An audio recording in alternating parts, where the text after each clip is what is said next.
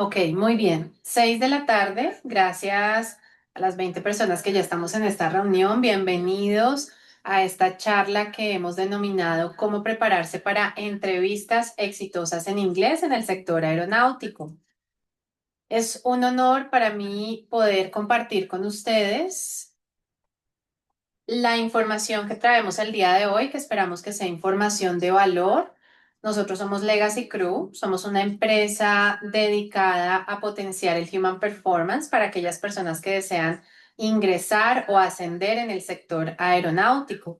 Y la primera pregunta que traemos para ustedes el día de hoy es si su nivel de inglés refleja su profesionalismo, porque nos hemos dado cuenta en nuestros procesos de coaching que muchas personas cuando llega el momento de hablar en inglés, de tener una entrevista en inglés, más allá de ese inglés técnico aeronáutico, bajamos el tono de voz, de repente nuestro lenguaje no verbal cambia.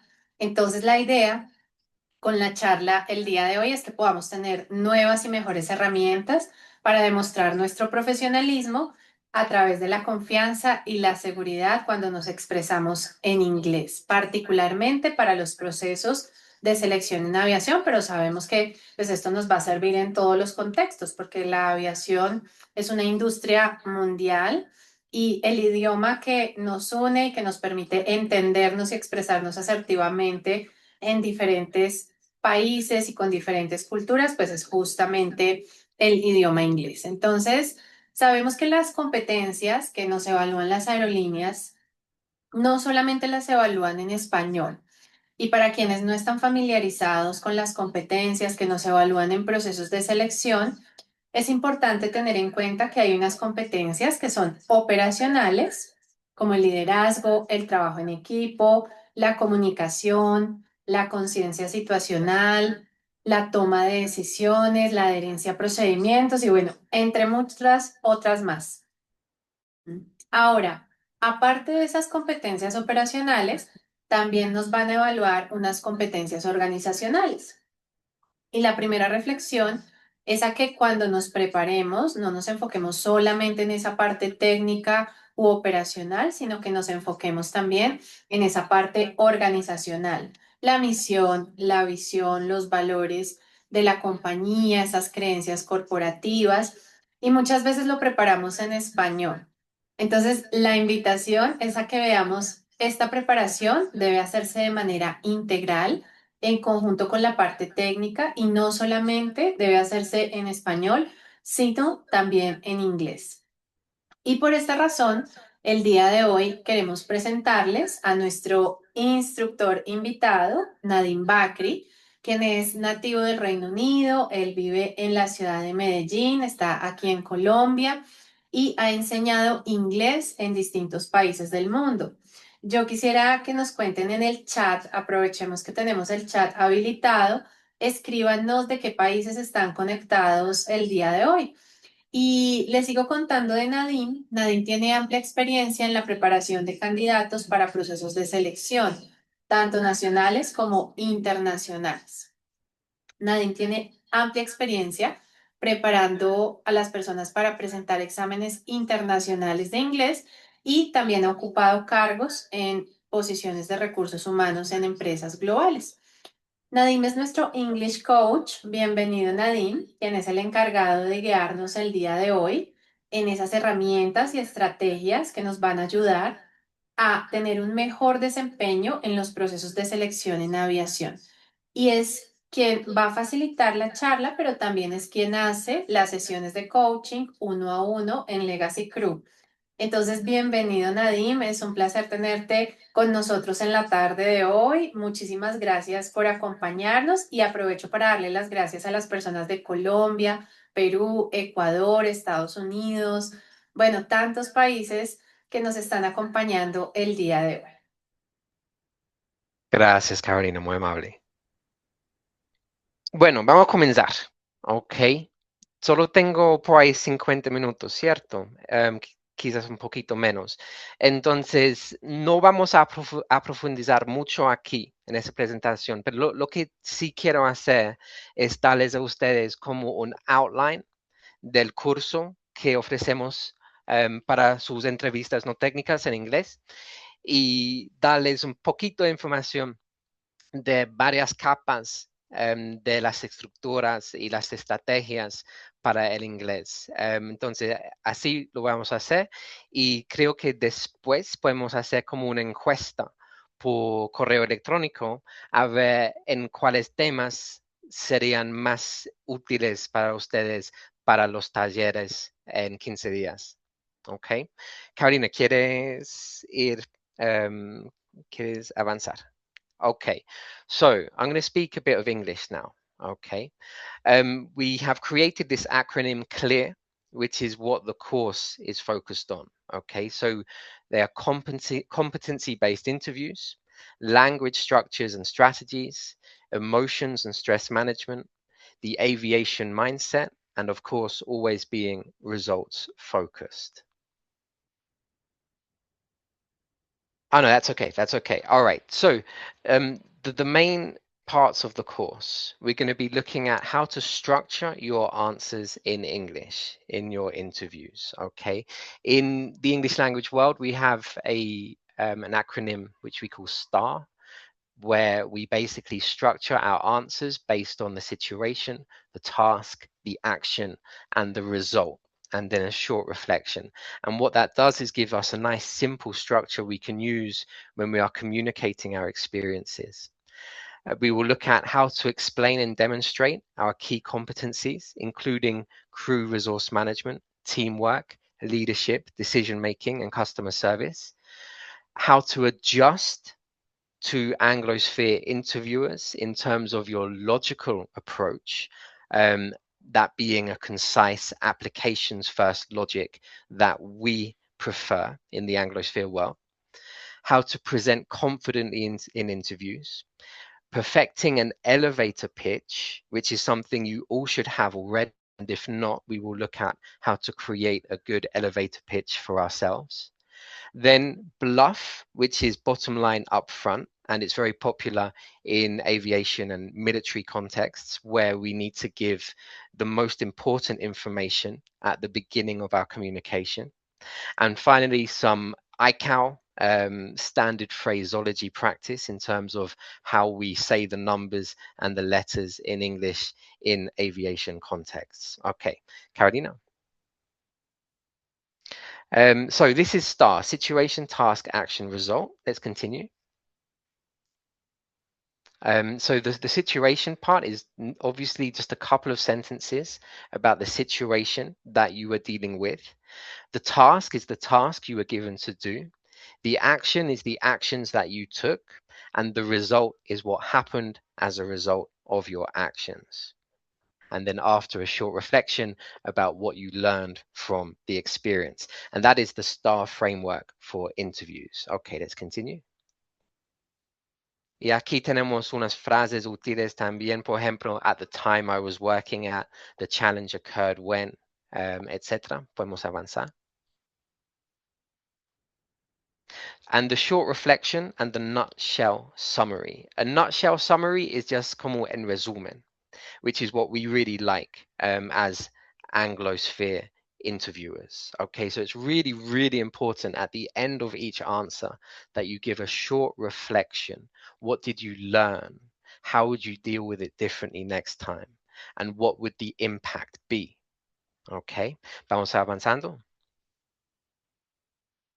And now let's have a look at CRM, so crew resource management. Okay, let's have a look. Okay, all right. So the reason why this is so important is that accidents that do happen in aviation generally do not result from technical malfunction, nor from a lack of technical knowledge, but rather from inadequate communication between crew members and other parties, which leads to a loss of situational awareness, a breakdown in teamwork, and ultimately to a wrong decision or series of decisions, which can result in serious incidents. So crew resource management was created as a way to improve communications within aviation. Okay. So in terms of the English part of this, what we are going to do is improve how we articulate, how we share information, support each other, and communicate clearly in order to demonstrate the technical competencies that you have within the context of teamwork, leadership, decision making under pressure, and customer service. Shall we continue? So naturally, this is where it gets a bit tricky. This is where it gets a bit complicated. What we need to do when we are communicating our competencies within these non-technical interviews is use the STAR structure to help you expand on your answers. Okay, so for example, opening with a story, giving essential context, defining your objective in a situation, moving into the actions part, the communication signposts being those standardized, short, precise verbal phrases, including risk and safety framing, and then adding the key results and any learning and reflection on the situation. So that's how we would use the STAR structure within a CRM context. And we would need to practice that to make sure you are comfortable with answering those questions. Okay, Carolina. So these are some useful phrases to help our structure of our answers. These phrases give us that logical structure from the beginning into the middle and into the end. Okay, let's continue. The elevator pitch. This is what I think we can do quickly now. Okay, just in a few minutes. Okay, and we can have a couple of examples from some of the attendees in attendance right now. So a personal elevator pitch just tells us who you are, what you do, and why you are here. It should only last 30 to 60 seconds. It should be a high impact self-introduction that explains who you are, what you bring to the table, that is what competencies, what experience that you have, and what you want next. Okay, so why are you here? Why are you interviewing with us? What is it that you are looking for? We have to remember that first impressions are extremely important. Okay, first impressions help to frame the rest of the interview. A good elevator pitch will signal clarity and confidence. A crisp, clear message means that you have strong communication skills. And of course, it is reusable. You can use it in your interviews, you can use it in your networking, in emails for icebreakers, etc., etc. Carolina, ¿sería posible que ahora mismo que hagan, pues que tomen 2 minutos para escribir un elevator pitch sencillo y que quizás 2 o 3 nos den un ejemplo después? Claro, claro que sí. ¿Ya? Ok, demos 2 minutos, apenas 2 minutos. Lo que quiero que hagan es escribir. No tienen que escribir en el chat. Se puede hacer en un notepad, como en un computador o con lapicero, como ustedes quieran. Algo que dura no más de 1 minuto, que nos explique quiénes son, qué hacen y por qué están aquí. Ok, 2 minutos y después un par de ejemplos. Carolina, ¿puedes ver mi pantalla? Creo que ya pude compartir. Sí, sí se ve. Sí se ve, y se ve que estoy moviendo las páginas, ¿sí? Ujú, sí se ve. Ah, ok, listo. Si ustedes quieren un poco de estructura aquí, en esa página se puede ver las 5 líneas, the classic 5 line for interviews. So we have your identity, the value that you bring in terms of your skills, your experience, the proof, which should be your experience through the results, exams, etc. Your goal and your fit. Okay, so what are you looking to do and why do you think you would be good at it? And then finally, a simple close, something like happy to share a brief example or happy to answer questions, that kind of thing. And there's a few expressions here as well on the following page. So if you want a little bit of structure, there's some there to help. Okay. Tenemos a alguien que nos puede dar su elevator pitch, por favor. Carolina, ¿hay alguien que quisieras escoger?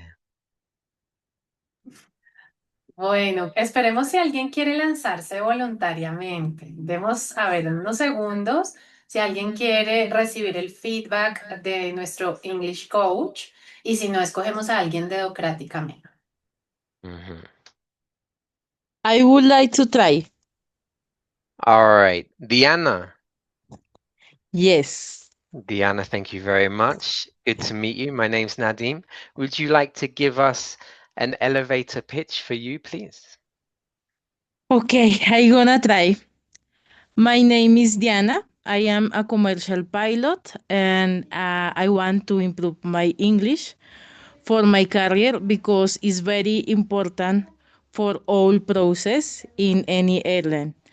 Also on quotidian life. Actually, I am returning how a pilot or to in aviation context. So in this moment is a big challenge for me. I Oh, hope every day can know uh, a lot of things about aviation and English. all right. Thank you very much. Excellent. Thank you very much, Diana. Good. So we found out who she was. We found out what she wants to do. Okay.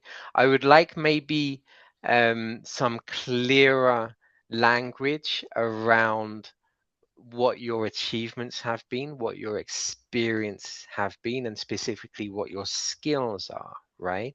So let's try this again with someone else. Do we have someone Okay, else who can put their hand up? thank you. Thank you. ¿Alguien más? Carolina, escoge una persona, por favor. Vamos a escoger a alguien dedocráticamente. Vamos con un chico, Luis Fernando Pulido.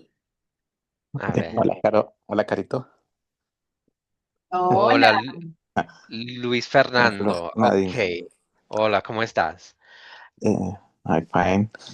Good. Wait, I, one second. So, Luis Fernando, what I want you to do, I want you to hit these five.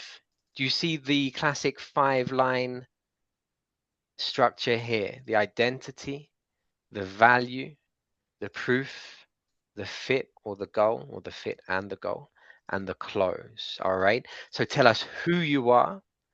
Tell us what you do or what you are training to do. Tell us about your skills, your particular skill set, what you are good at. Then give us some evidence. So your experience, your results. Then in terms of future, what are you looking to do? And a quick closing sentence as well. Okay, when you're ready. okay. Thank you. Thank you, Nadine. I am Luis Fernando Pulido. I'm from Bogota, Colombia. I am teacher and the military university. I strength in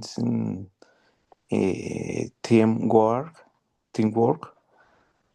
I like work. I'm gonna pause you right now. Okay, Luis Fernando. So you said your strengths are in teamwork. Give Uh, me, yeah, give uh, me uh, evidence. Give me evidence. Why do you say that? Give me some evidence. Okay, and why are you here? Like, what is your goal? I'm gonna write this in the chat. I haven't put it into the presentation, but I think I should. But this is something we can go deeper in the workshops, is the logical structure of, or let's call it the preferred logical flow of the Anglosphere, right? We are very inductive people. Inductive basically means that we begin with our main claim, Our main claim is maybe an opinion or fact. It could be an executive summary, for example. And then after that, we give evidence. Then after that, we give reasoning, and the reasoning connects our evidence to our claim. And then finally, a short summary, okay? This is the preferred logical flow of native English speakers and with international English speakers within business and aviation contexts, okay? Whereas, on the other hand, Latin America generally is deductive. So that is, you begin with your evidence at the beginning, and then after that, the reasoning, and then finally the claim. Okay, what that means is that sometimes there is a miscommunication between native English speakers and non-native English speakers because logically we think in different ways. Okay, this is something we can go more deeper into another time. All right, but it would be worthwhile copying that that short text in the chat and pasting it and doing your own research about the difference between inductive and deductive reasoning. Okay, and that will help you to understand how we apply logical structures to our communication. Okay, let us continue. Let's continue. So thank you, teacher. Thank you. If you haven't already done so, you need to write an elevator pitch and you need to rewrite it a few times to make it perfect. Okay, this is one of the first things you should do before taking interviews in English. Okay, so that is some homework for everyone to do. Write a personal elevator pitch, rewrite it and rewrite it and rewrite it in English until it is perfect. Practice it in front of a mirror, practice it with your friends and family, get it good. Okay. Next page, bluff, which is a military and aviation communication framework, which means bottom line, up front. The bottom line is the most important information, the critical information, and up front is just at the beginning of the communication. Okay, so when you are communicating in aviation contexts, you need to put the most important details first. Don't delay your main point because people are busy, time is valuable, and literally life and death decisions can be made using your information. So that relates a little bit to the inductive reasoning that Anglo speakers prefer. Give us the main information at the top, okay? Don't waste time talking about the different pieces of evidence at the beginning. At the beginning, you put the most important information, okay? Maybe we could do a little bit of practice here, okay? We can do it on our own and maybe a bit of feedback after. So for the situations on the following pages, okay? Choose a context and answer, what would you have done? Use the bluff framework to describe the context, define your objective, and describe your I would have actions in detail. Okay, let's just do that. Let's keep it as simple as possible. Okay, define your objective, describe your would have action. Okay, and we can have a look at some of these contexts here. I think you can read. Carolina, ¿se puede leer esas dos páginas acá con los contextos? 1, 2, 3, 4, 5. ¿Se puede Claro. leer los 5? ¿Sí? Sí, sí, sí. Ok. Entonces, lo que me gustaría que hagan es escoger un contexto, léelo y luego, si quieren anotar, apliquen el bluff, ¿ok? Quiero que describan el contexto, la I would have action, y creo que así está bien, ¿cierto? Yeah, context and context objective, describe your would have action in detail, ¿ok? Voy a escribir eso en el chat para que puedan verlo. I wanna One more. try. All right, David, tell us a bit about yourself, a quick elevator pitch, and then tell us what context you chose. Of course. So nice to meet you. For all personnel of Legacy, I am LegacyCrew. I was born in Bogota, and I am a commercial pilot. And I'm the CEO and the designer of Colombia Virtual Design, project of designer of a scenery for a simulation of the aviation. I recently did an airline transition course, and my goal here today is improve my life and get a work as a commercial airline flying Airbus 20 or similar. And I am so happy to be here today because I know that I will improve my English and my professional and my life. All right, thank you, David. And tell us, which context did you choose? Yeah, to be honest, I use the flight from Los Angeles to Virginia to driving to Colorado. Okay, all right, that's fine, that's fine. So give us an outline of the context and then tell us what would you do in that situation. Okay, the context that sometimes or all of the time passengers can be disrupted for any reason. The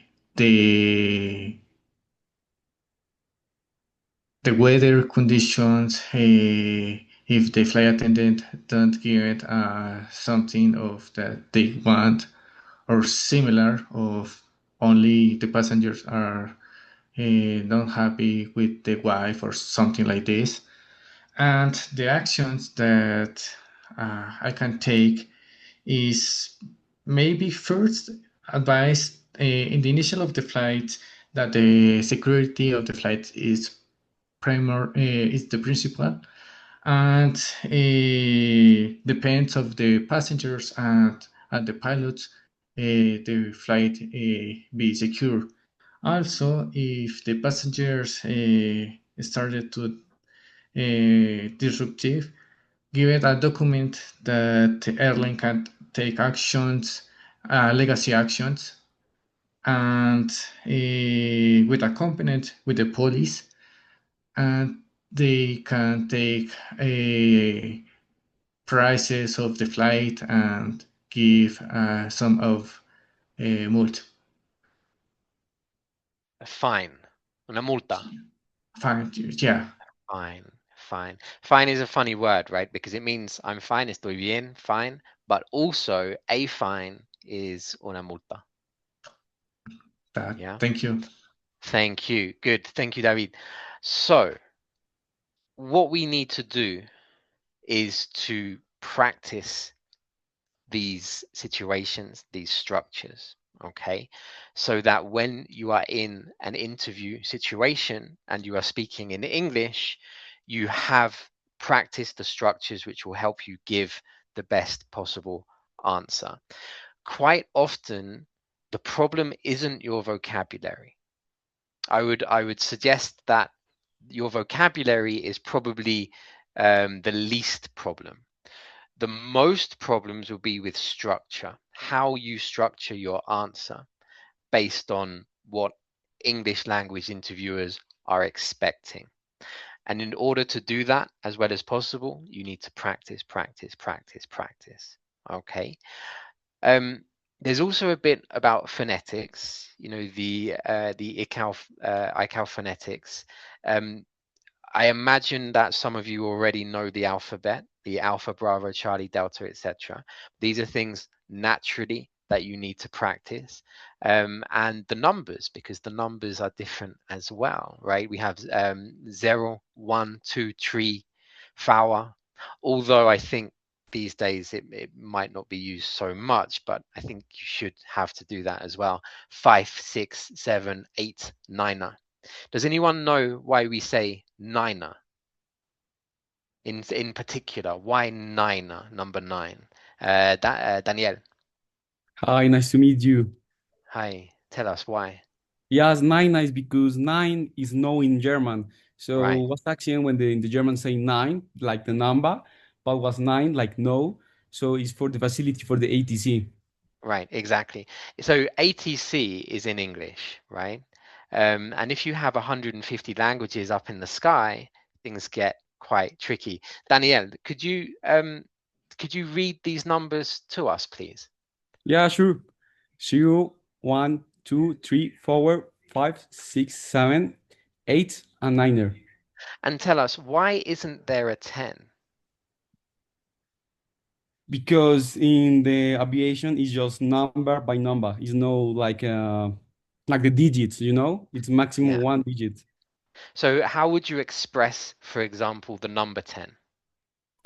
1, 0. 1, 0. What about 11? 1, 1. Okay, all right. So it's digit by digit. It's only individual digits. Yeah. Thank you, Daniel. And by the way, give us a quick elevator pitch, Daniel. Who are you? What do you do? Why are you here? Yeah, sure. The elevator pitch. Well, I'm Daniel. I'm a CPL pilot. I have 1 year of experience in aviation, the airline aviation. I flew the Airbus 320. Right now, I'm focused more in the CRM part, about the psychology part of the aviation. My strongest skill is I never stop to learning. I always learning new stuff. For example, I start a master right now about SMS. My goal, I'm looking for continue my aviation career, continue resume my flights in airline. I really like the Airbus family, like the 320, 330, and well, we never know, maybe the 350. That's it. I'm really happy to fly, to be honest. I enjoy a lot the aviation world is really magic. All right. Thank you very much, Daniel. Thank you for your input this evening. Excelente. Entonces, a ustedes, por ejemplo, si quisieran enfocar en el star o en las frases en particular para poder construir respuestas, o si quieren profundizarse más en el CRM, en el Crew Resource Management y cómo comunicamos estas competencias aquí, o si en el elevator pitch o bluff, lo que ustedes necesiten, podemos enfocar en los talleres, y naturalmente si necesitan clases particulares conmigo, obviamente podemos diseñar lo que es para ustedes mismos, lo que necesitan estudiar y practicar, ¿ok? Entonces, yo creo que para mí eso es todo. Muchas gracias por escucharme, muchas gracias por su atención esta noche. Carolina, muchas gracias.